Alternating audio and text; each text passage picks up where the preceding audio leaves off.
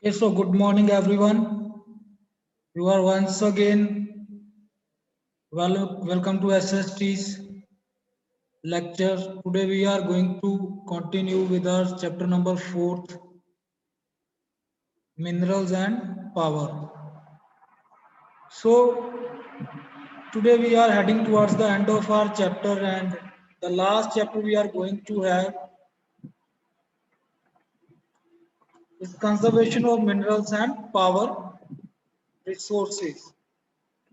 So here you can see minerals are a non-renewable natural resource. It takes thousands or even millions of years for the formation and concentration of minerals. The rate at which they are formed is much slower than the rate at which humans are consuming these minerals right now. Okay, so minerals are the basic raw materials for industries. The increase in industrialization has led to rapid consumption of minerals all over the world. Mineral deposits are rapidly depleting and will probably be exhausted within next 20 to 100 years. So extraction, processing and disposal of minerals have negative effects on environment.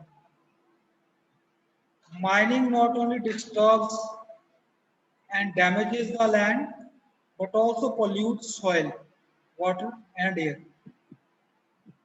So the land that has been destroyed due to mining can be restored to a semi-natural condition by revegetation. तो जहाँ पर भी हम देखा if there is any destruction of land by the mining activities, we can restore that land after afforestation or revegetation. Okay?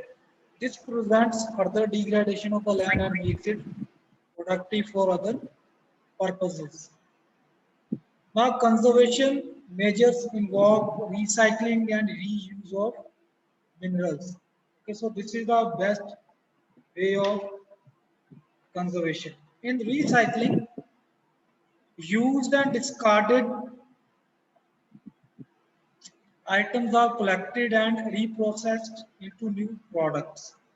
For example, gold, lead, nickel, steel, copper, aluminium, silver, and zinc can all be recycled.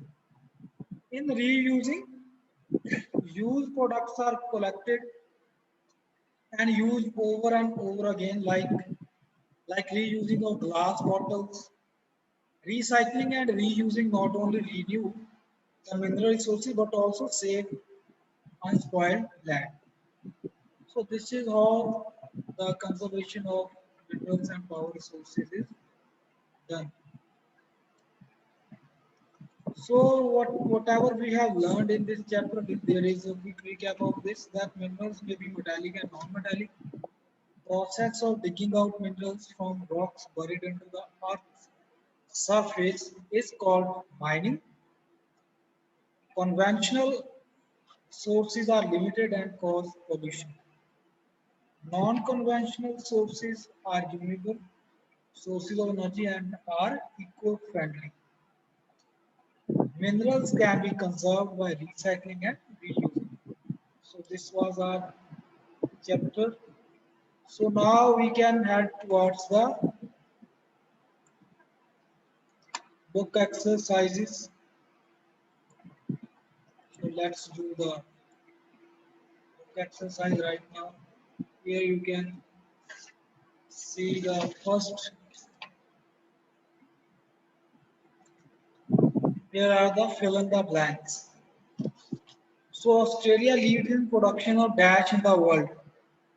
Anyone who know the answer can raise hand or just can write it in the chat box. Australia leads in production of dash in the world. In which thing Australia is leading in production? Anyone? Is there anyone who knows it?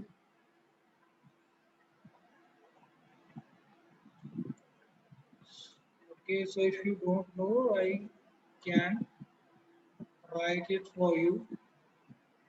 So Australia leads in the production of bauxite. Here in the chat box I have some Rakshit regarding coal,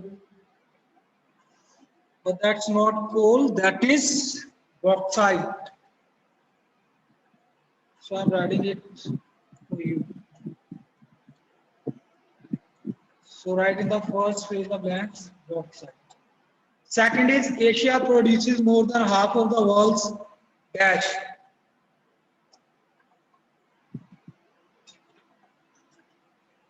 Anyone who knows the answer? Asia produces more than half of the world's dash. Here I have Anishwar is writing coal. So this is not coal, this is tin. Tin is the right answer. Next, Dash is the world's largest producer of diamonds, gold, and platinum. Yes, anyone who knows the answer? Which continent is the largest producer of diamonds, gold, and platinum? Okay, so this is Africa. So I have written here Africa. A dash is obtained from seas, lakes, and rocks. Yes, salt. Answer is salt. So this answer was given by Rakshit and Anish. So this is the correct answer, that salt is obtained from seas, lakes, and rocks. Organic waste can be converted into a gaseous fuel called dash. What do we call that gaseous fuel, which we get from organic waste? So here Anish Sharma is writing LPG. So this is not LPG, this is biogas. So the answer is biogas.